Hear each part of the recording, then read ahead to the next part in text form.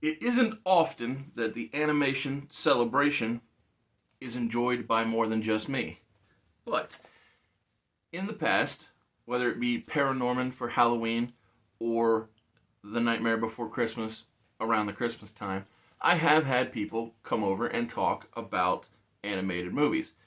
And while this is not a holiday themed animated movie, it is an unusual trip because DC decided to release the Crisis on Infinite Earths in three parts. And part one came out in January.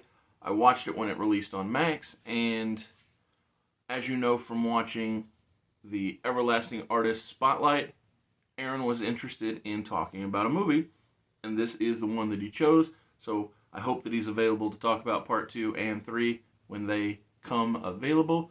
But after the ad read and after the open rolls, Aaron will be here and we will talk about Justice League Crisis on Infinite Earths Part 1. Whether it's your first time here or you're a regular here at Mr. Super Oz, I just want to thank you for tuning in to the channel. It exists because I, Oz, from the channel Mr. Super Oz, I wrote a 68-page graphic novel called Everlasting Survivors. Volume 1 is called All Day Long. If you follow the link in the description of this video, you can get yourself hats, shirts, posters, all kinds of fun things. But most importantly, you can get the story itself. And the more people that pick up the story, the greater the chances are that there can be continued adventures with these heroes. If you could, give it a like, subscribe if you haven't already, leave a comment, enjoy.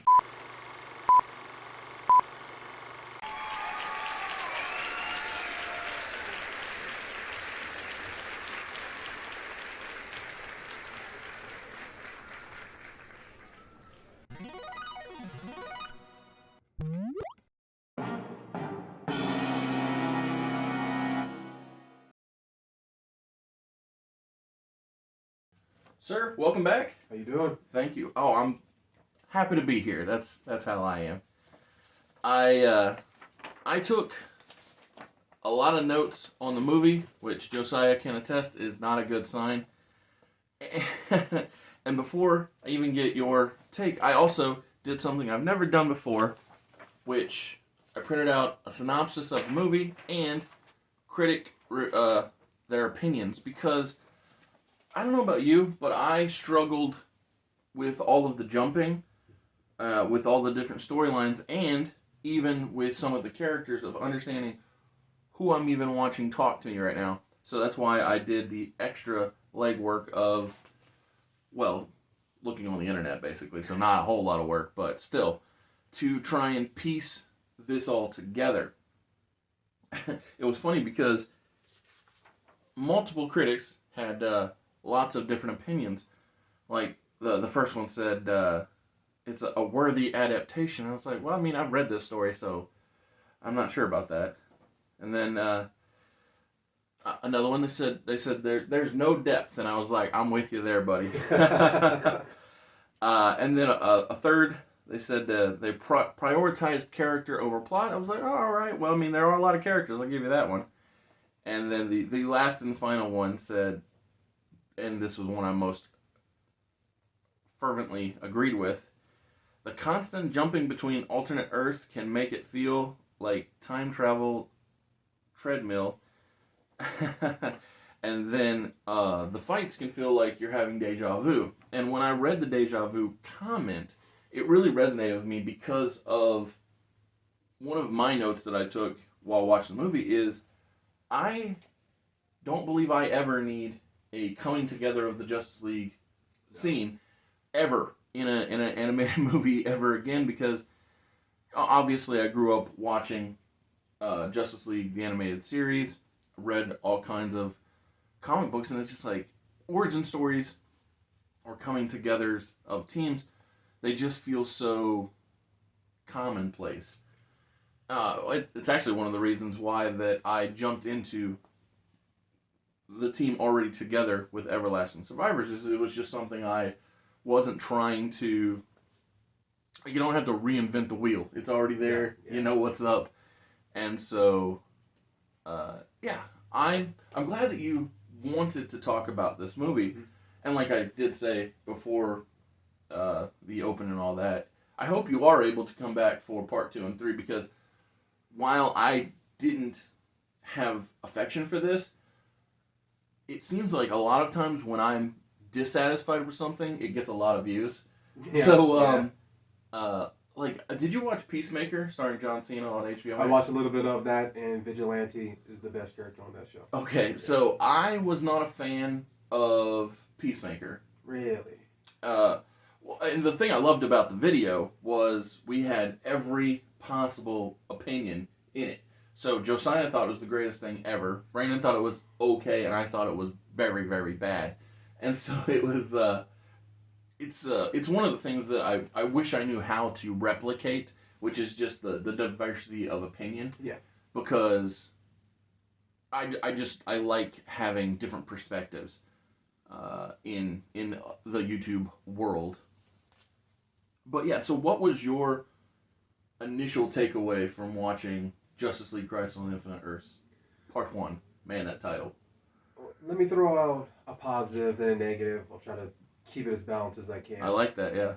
So the whole coming together, I actually empathize with that sentiment just because, especially with who these characters are, unless you're really trying to play around with an Elseworld story, it's going to happen only a few certain ways. It's just who's your roster. Yep. Beyond Green Lantern, Batman, Wonder Woman, and Flash. Absolutely. That anybody outside of that, four, that might change the beats up just a little bit, but let's be real. With the animation budget of Warner Brothers nowadays, half them dudes ain't even going to be talking in the background anyway. It's true. Is still right there. It's true. While I was doing the internet thing, there was like a whole list of characters that never said a word. They like appeared but didn't speak. I was like, all right, well, all right, so we're the Justice Syndicate, and then he stops, and this is like, okay, man,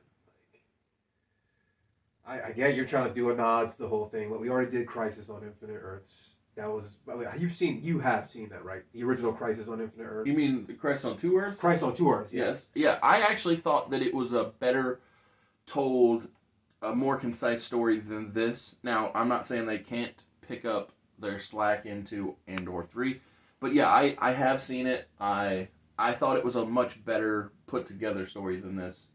I've actually peeked a little bit, and because I watched 1, I peeked at certain bits for 2, just because, and this will play into your complaint that you were talking about earlier, how the movie is broken up in such a way with its pacing that you felt that it was made for TikTok. Yep. Like it was made to be segmented. That is correct. That is the way I felt. And I hadn't yet had a chance to say it here, but yeah, I have said it to you and others, that it felt like the TikTok generation movie made for ready to be put on TikTok or whatever, Instagram Reels. Or they're all doing it now. Yeah, exactly. Everybody loves it. As a matter of fact, even YouTube encourages me to put out shorts. It's the reason that I do the trivia on Tuesdays and Thursdays, because I don't know what would get people's attention if I was to take pieces and parts from the long form videos. So instead, I just intentionally make short form videos because they're like, oh, this gets the views. I'm like, I know it does, but I don't know how to do 60 seconds worth of content and make it quality. Yeah, a lot of stuff you got to fit into that 60 seconds, and then you got to sound competent in those 60 seconds. Not everybody does. Absolutely. We want to. Yeah. But the pacing, and I'll let you expound on that point a little bit more, but I think my personal problem with the pacing as well is it goes back to Crisis on Two Earths. They did it right to where it's another dimension, we know the stakes, characters are leaking into our world, all right, now we make the final push to go to their world. Yep. You make that final push, and then you try to wrap everything up with everybody on at least the same stage. Yep. You got too many characters broken up, it's like how Infinity War was. Yes, absolutely. But again, it doesn't have the work for Infinity War. Mm-hmm. It's doing that thing that the DCAMU did, in Yep. 2010. It's Yep. That's actually going to be another complaint down the line, but we'll hold off on that. But this movie is just making it seem like, all right, you guys are really trying to, whatever hopes that you had for the DCAMU that didn't work, you're trying to revive them with this Tomorrowverse. Yes. And I think that hurt the movie just because it's like you're not using the source material that you got properly, but at the same time you're not taking like a lot of risks. Like it's all rinse and repeat. I mean, Justice League back in the 2000s, it was way more diverse with the storytelling. Oh, It absolutely. was able to play with different character origins while still staying true, but like it was just that good blend. And here it just seems like they're trying to play it safe. They're trying to cling on to what they know works instead of just I don't know, just taking a chance. I agree. Which, you know. Yeah, so you said it so well, and so one of my constant complaints in my notes is the old man, because I was like, okay, is this Doctor Fate? Who is this? What's going on? It turns out it was John Constantine, but they weren't going out of their way to help me figure this out, and I just want a little clarity. That's all I'm really asking for is clarity, and that's something that Crisis on Two Earths was. They were top notch on clarity. Yeah. You always knew. Okay, so Owlman, 100% big bad. Alexander Luthor, he literally bears it all to say, I'm not against you guys. And so, yeah, it was that movie told a clear cut story, whereas this eventually I did get on board with old Barry and old Iris. Yes. Like I thought that they were sweet and cute, and I was like, okay, guys, you got me. There's a part of this long-term story I'm with, and that was it.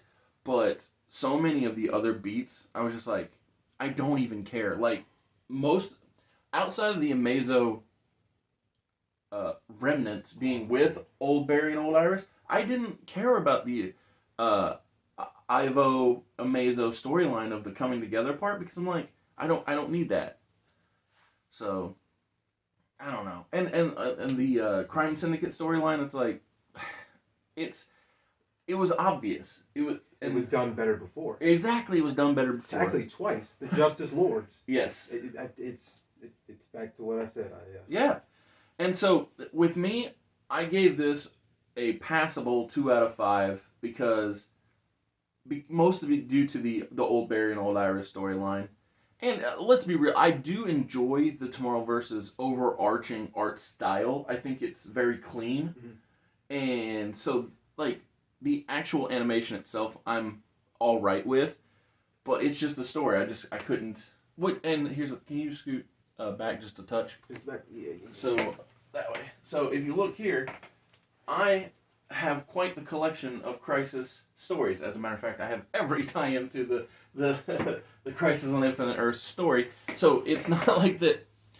And that's what bugged me about the worthy adaptation phraseology from one of the critics. I was like, I don't know, because maybe you and I read something different, because when I read this story, the characters stick to what's happening and not just jumping all around all the time and driving me nuts.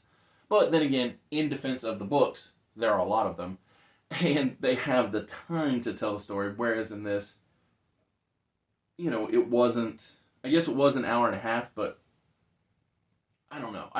It could have been done better. It should have been done better, and as you said, it already was done better a couple of times. So, what do you give it overall? Like, do you even know my rating scale? Here, yeah, we kind of went over it, but let's go for the viewers. So, a 1 out of 5 is a fail. Like, it failed overall. 2, it's passable. 3 is fine.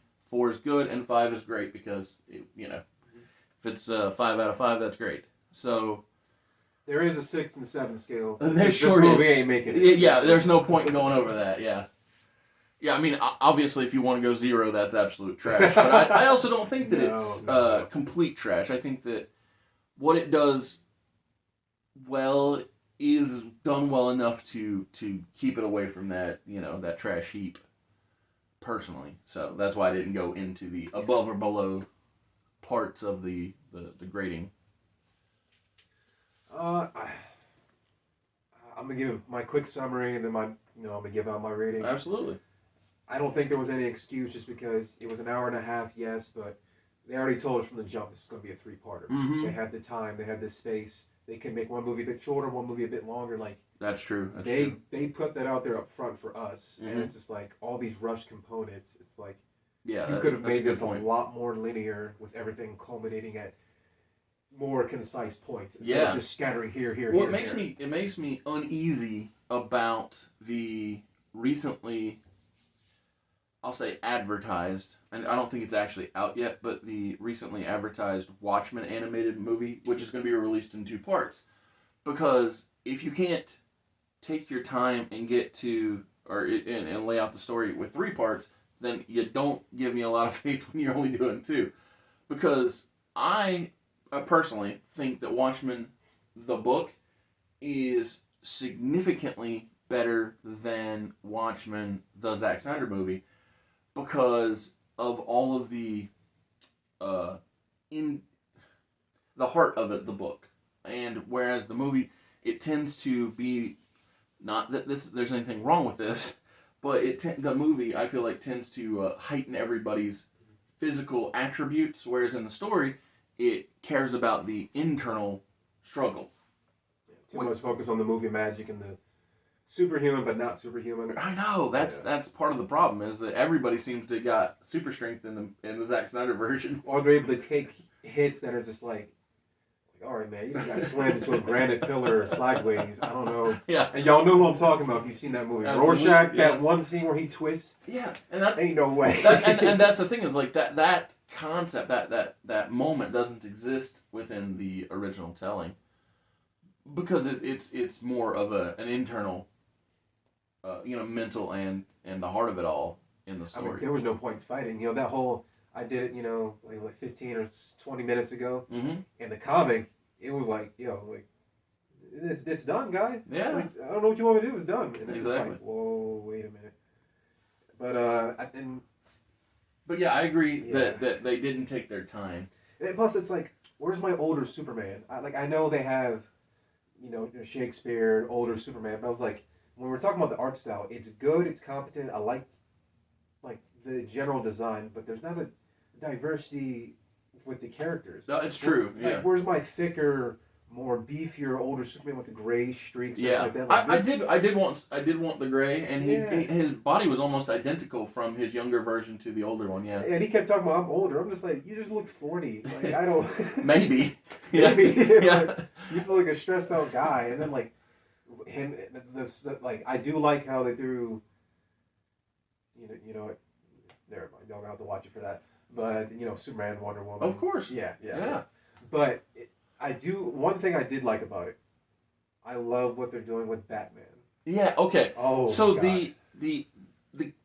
I love hate it. I love hate it. So I hated when Bruce shunned Dick, when he was pushing him I away. loved it, dude. I was like, that's not my guy. But then when it came back to hit him in the face, like, oh, I made the wrong decision, then it became valuable. Yep.